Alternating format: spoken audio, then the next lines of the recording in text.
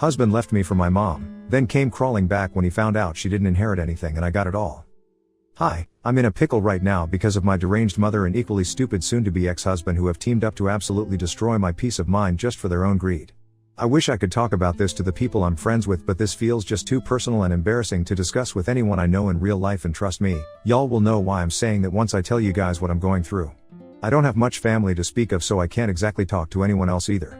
So I'm here, turning to the Reddit community mainly to get this off my chest and also make sure I'm not the bad guy here in any capacity like I'm being made to believe. So this all started just 2 weeks ago when, out of absolutely nowhere, my husband of 3 years, let's call him Kevin, told me that he wanted to break up with me because he developed feelings for my mom. Yeah, you're reading that right, and no, I'm not joking.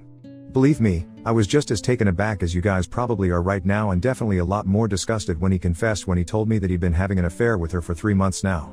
I'd never noticed because I'd been busy with work and his behavior had really never been suspicious enough for me to take note anyway. For context, my mother is just 20 years older than I am. I'm 27 right now and my mother is 47. My mother had me while she was in college, but my dad was never in the picture. He broke up with my mom the day she told him she was pregnant and even tried to get her to terminate the pregnancy, but she wanted an excuse to drop out of college back then, so she decided to have me anyway and told my her mother, that she wanted to be a som. My grandparents were rich enough to let her do that, but they still weren't happy with her decision to drop out of college. They tried to get her to go back after I was born, but she refused and instead dabbled in a bunch of professions before settling on interior decoration. Not an interior designer, she doesn't design anything but just advises people on where to put their furniture and how to decorate their rooms to make it visually appealing. It's a whole rich people shindig, so she's pretty good at it. She's not a qualified professional, but since my grandpa was a well-known realtor, he'd get her jobs. My mom is the flakiest, most unreliable person I've ever known, and she's really lucky that she belonged to an affluent family because otherwise, she'd be out on the streets. I was practically raised by my grandparents because my mother never had enough time for me. She wasn't busy with work, she was busy being a social butterfly while I was a kid, and I actually used to think that my grandparents were probably my biological parents and my mom was my older sister or something. That's how I spent my childhood, and by the time I hit my teens, I had no hopes for my mother because she was still just as carefree about her life as she was in the past. My grandpa passed away while I was in 7th grade, and then on, it was just me and my gran against the world. The world, including my mother, because most of the time, she was a total pain to deal with. I mean, if you ever have to explain to your mother as a 15-year-old why it's not a good idea for her to go to Iceland with a guy she met on Tinder just 2 days ago, then you'd know what my teen years were like. She's a total idiot and has no concern for how her behavior affects other people, not even her own family. Gran had drilled the idea into my head that I was on my own after she passed on because my mother would never be of any help to me. So I worked bloody hard and made my way to the top of the company I work in right now because I didn't want to leave anything to chance. I'm the COO at my firm and I earn twice the amount Kevin does. He's the head of sales at a smaller firm, but I'd never, ever judged him for it or made him feel smaller. Part of the reason for that was the fact that I'd graduated from one of the finest business schools in the state and interned at the very company I work in right now, thanks to Gran's connections. She taught me to be humble, unlike Kevin and my mother who thought they were real big superstars over something they weren't even sure of yet. I met my husband at a common friend's birthday party about 5 years back, and we got along like a house on fire because we shared a lot of common interests. We went out for 2 years, and when he proposed, I didn't have to think twice before I said yes. He was a good man, or at least I thought he was back then. He'd always joked about how I had a hot mother, which wasn't entirely untrue. I would never call her hot because she's insane and also she's my mother, but I cannot deny that she fits the beauty standards well for her age. I mean, she's made a significant amount of money from scamming people into believing that her so-called feng shui decor worked. And a lot of that money has gone into makeup and Botox, so of course she's attractive for her age. Also, I don't mean to demean the actual professionally trained decoration specialists, and I guess maybe the real feng shui works, but whatever my mother does is a scam because she literally doesn't know the first thing about it. I respect the people who actually know what they're doing, but since my mom doesn't count as one of those professionals and she's also just a generally crappy person, I think I'm allowed to speak badly of her. I'd thought Kevin would be different from the other men I dated in the past, though, and that I'd be able to trust him, but that turned out to be a bust as well. He'd joke about how my mother was hot enough to pass off as my sister, and despite my strained relationship with her, I'd laugh it off because nobody would imagine that something like this could actually happen to them. I'd only ever kept in touch with my mother because of Gran. She made me who I am, and I'll be eternally grateful for that, even if that meant having to deal with her psychotic daughter. She was never ready to give up on mom because she was a good woman who loved her daughter in spite of all her flaws, and then there's my mom, who could never bring herself to love me more than herself in spite of all the efforts I put in. Even after Gran passed away almost a year ago, I still tried to keep in touch with my mom. Our relationship was bad, but I still found myself looking out for her, more out of a sense of obligation towards Gran than for her sake, but that ended when Kevin told me about the affair. 2 weeks ago, he sat me down after I returned in the evening from a business trip and told me with a straight face that he was in love with my mother and that they wanted to be together now. I thought he was joking at first and laughed at it, but for the first time, he didn't laugh.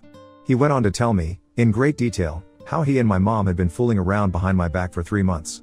Kevin and I fought over something stupid and my mother had texted him at the time to ask for advice on how to fix her headphones.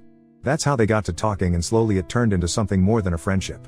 They didn't intend to take it far initially, but it just happened and they couldn't help themselves. I'm sure Kevin didn't mind that my mother looked so much like me, too. I kicked him out that very night and he left without much of a fuss because he knew that he could just go to my mother's place instead. I think I must have finished an entire bottle of wine while crying like a damn baby that night. I was up till the wee hours of the morning, just sobbing so hard that my eyes swelled up to twice their size. At around 4:30 in the morning, not being able to deal with the overwhelming anger and pain of it all, I decided to text my mother. I was drunk and that was probably what pushed me even more to send that text. I called her a lot of names and told her she was a crap daughter to Gran and a crap mother to me and was getting even worse with age. I told her that she was a con artist at best, and once her Botox and fillers wore off, Kevin would see her for the ugly witch she was and dump her as well. I didn't expect her to respond to that, but she did, and boy was that response eye-opening. She told me that she might lose her beauty one day, but she'd never lose her bank balance, which was about to increase tenfold, thanks to Gran's will. I'd totally forgotten about that while grieving Gran, but her lawyer had told us that we'd be informed of what exactly she'd left us after the probate period passed. It would take almost 6 to 9 months and it had already been 7 months, so we'd be hearing from him shortly. Gran had instructed her lawyer not to inform us of what exactly to expect before the probate period passed. The only thing that we were allowed to know was where she wanted to be buried, and that's all. So neither my mother nor I knew what she'd left us, but since she had a lot of money, assets, and property, we were expecting a lot. Or rather my mom was, because all I cared about at the time Gran passed away was that she was gone, and now, I was truly on my own. The contents of her will didn't matter to me much because either way, I don't care for money more than my relationships. But evidently, Kevin did, and that's why he chose my mom over me, because both of them expected her inheritance to be greater than mine. They must have been confident about it, too, because the way my mother bragged about it to me made me feel as if she'd already heard back from the lawyer and knew what she was going to be inheriting before I did. Anyway, I didn't reply to that text afterward and tried to erase it all from my mind. I spoke to my lawyer the very next day and told her that I wanted to file for divorce at the earliest. Within a week of Kevin's confession, I'd filed for divorce and he'd been served. Now all we had to do was wait for this to end so he could live out the rest of his days with his ex-wife's mom, but something miraculous happened, and I truly have to thank Gran for this one, because even after she's gone, she still has my back. I'd already requested Gran's lawyer, the executor of the will, to inform us separately because I couldn't bear to be in the same room as my mother and Kevin. So 5 days back, she told me that my mother had already been informed of what she'd inherited and it was my turn now. I visited her with zero expectations because I really didn't know what was going to happen, but while leaving, I think I must have been the happiest damn person to exist on this planet at the time. I'd inherited all my grandmother's money, assets, and property, while my mother inherited nothing but a diamond ring and matching diamond earrings that Gran used to wear. That's all my mother inherited. Apparently, the reason Gran left everything to me was because she'd looked after my mom her entire life, but now that she was nearing 50, my mother was old enough to start looking after herself. So ironically enough, my Gran, who had always told me that I'd be on my own after she passed away, had made sure to make me independent enough not to rely on my inheritance, and the one woman who'd been counting on Gran her entire miserable life had been left with absolutely nothing. So really, she was the one who was on her own. It was karma at its wicked best, and I'd never felt as vindicated as I did in that moment. My mother had come to know just an hour before I did, but after that, I didn't know what was going to happen. I was excited because I knew that even if my mother didn't try to contact me, Kevin surely would, and that's exactly what happened. The guy could have waited it out just for the sake of putting up a show, but he had no patience and texted me the very next day, saying that he'd made a huge mistake and wanted to come back to me if I'd still have him. He said that he and my mother were never meant to be, and spending those few days with her had made him realize how good he had it with me, so now, he'd come to his senses and wanted to give our marriage a second chance. I literally laughed out loud when I read his lousy attempt at reconciliation. They probably had no idea that I knew my mother had inherited barely anything and there was no huge inheritance to look forward to anymore. After one whole day of contemplating what to say to Kevin, I finally responded to his text with a clown emoji and then blocked him. I was also 100% sure that he must not come clean to my mom either, so for good measure, I took a screenshot of the text he'd sent me and sent it to my mother with 3 clown emojis. I turned my phone off after that because I didn't want to deal with any of the drama that was inevitably going to happen next. Instead, I chose to watch Netflix and enjoy my night without letting Kevin or my mother bother me anymore. The next morning, I got to know about the aftermath of my text. My mom's next-door neighbor's daughter is the one who told me about everything that went down.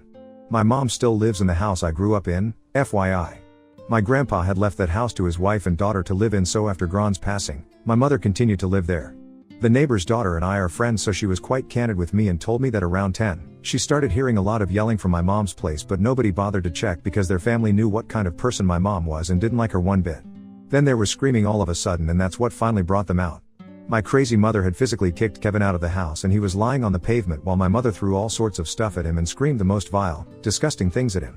Kevin had screamed because she'd grabbed a hardcover book and thrown it at him, and unfortunately it had hit him right in the forehead. When her neighbors discovered him, he'd already been hit and was trying to stop the bleeding with his hand.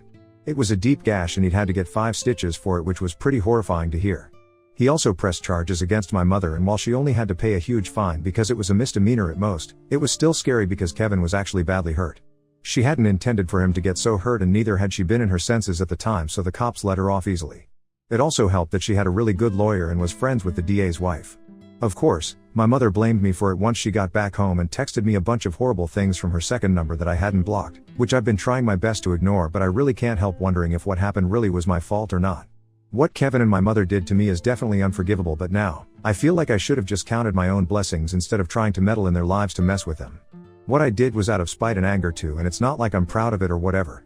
If I'd known that this would have such insane consequences, then I never would have sent my mother that screenshot. I literally only just wanted to make them both feel bad, but I did never intend for anyone to seriously get hurt. My mother has never had any history of physical violence, not to my knowledge at least, so this wasn't something I could have ever thought of beforehand. I feel terrible about what happened, and my mother's constant attempts to victimize herself and make me look like the bad guy are making it worse. Even Kevin has been posting cryptic quotes about betrayal and stuff, which is highly ironic, but that's beside the point right now. I feel like they're making me the bad guy just to shift the blame onto someone else, but I don't know. Ida for trying to mess up my mother and soon-to-be ex-husband's relationship after my mother bragged about how she stole my man with an inheritance she doesn't even have? Update 1. Okay, so thanks you guys for being so incredibly supportive in the comments. Thank you for all your kind words. Especially the people who were appreciating Gran. Yeah, she was one of a kind, and I think I was very, very lucky to have her in my life. Truly one of the luckiest people alive to have had a magnanimous personality like Gran's as a part of my childhood. That does make up for having a mother like the one I do, lol. I don't feel guilty anymore about what happened because what I did was not that big of a deal. They ruined my marriage, so I ruined their relationship, tit for tat. My mother's the one who went ballistic and attacked the guy she allegedly loves, so I'm not gonna feel bad about that at all. She's the crazy one here, not me. And she sure as hell isn't gonna make me feel like the villain when she did everything wrong. Kevin got hurt. I do feel bad for him because a physical attack is never justified, but at the same time, he's the same guy who literally cheated on his partner of so many years with their mother. That's just gross, and I can't imagine anyone thinking they still have the right to ask their partner to forgive them and take them back after doing something like that. He was two-timing both me and my mother. I'm sorry that he got hurt, but that's also not my fault.